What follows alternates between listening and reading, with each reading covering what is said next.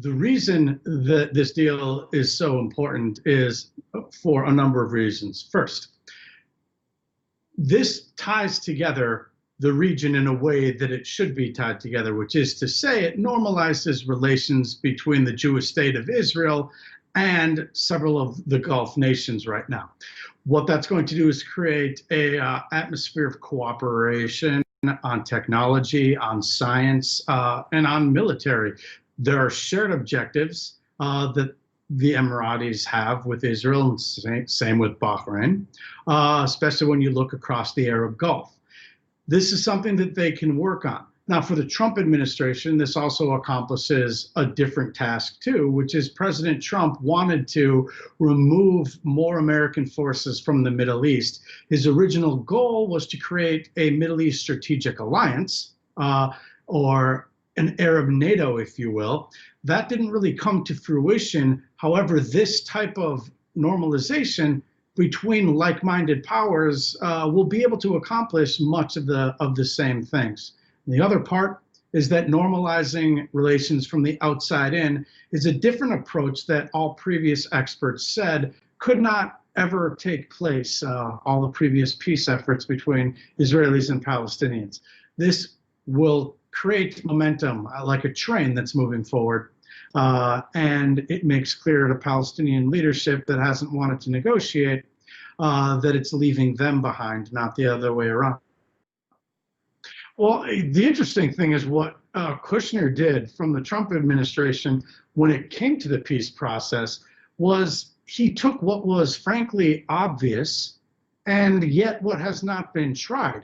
And it happened to be something that President Trump was quite happy with because it's the opposite of President Obama's approach, which was an unnatural thing. President Obama wanted to boost America's relationship with Iran and boost the Muslim Brotherhood in the region while the U.S. withdrew. President Trump understands that to create an alliance, better alliances, as we used to have with our normal Sunni partners in the region, makes far more sense. So this is not actually from this normalization deal with Bahrain and with the Emirates. This isn't designed specifically to push back on Iran, but that is certainly exactly what will happen as a result of it, which is a very good thing. It just happens to be sometimes doing the obvious and going against what decades of experts have said is actually the right thing to do. Well, okay, so here's the deal. If Biden comes in, he said that he wants to reinstitute Obama's policies, specifically get back in the nuclear agreement. Now, that would have horrible consequences for the region and for the United States, frankly, for the entire world, if that is to take place.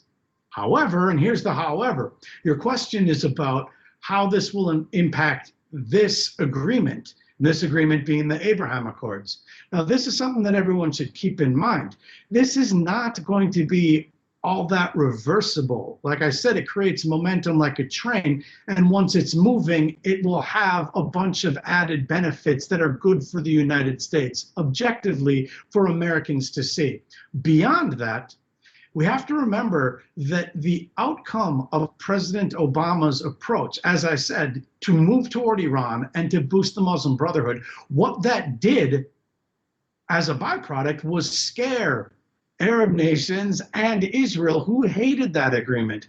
That was providing the underlying need for them to get together to begin with. So if Biden comes in and reinstitutes the nuclear agreement, it's going to provide the very same momentum that existed to begin with to have Israel and the Arabs allied together, except they'll already have a formalized agreement. So it wouldn't weaken. I would imagine it would get stronger. It would just be Washington who would be going against the stream, basically.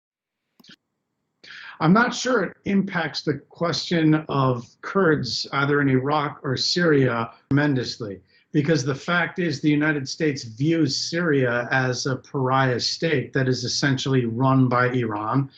We also view, at least under the Trump administration, that Iraq is increasingly under the thumb of Iran, and Lebanon, basically, for instance, also is completely controlled by Iran. So the fact is, those are countries that are on the outside, which is to say, the United States isn't really eyeing any form of immediate type of peace agreement or normalization between Syria and Israel, or between Iraq and Israel. So I don't see that having this agreement being too big of a part of the Kurdish question.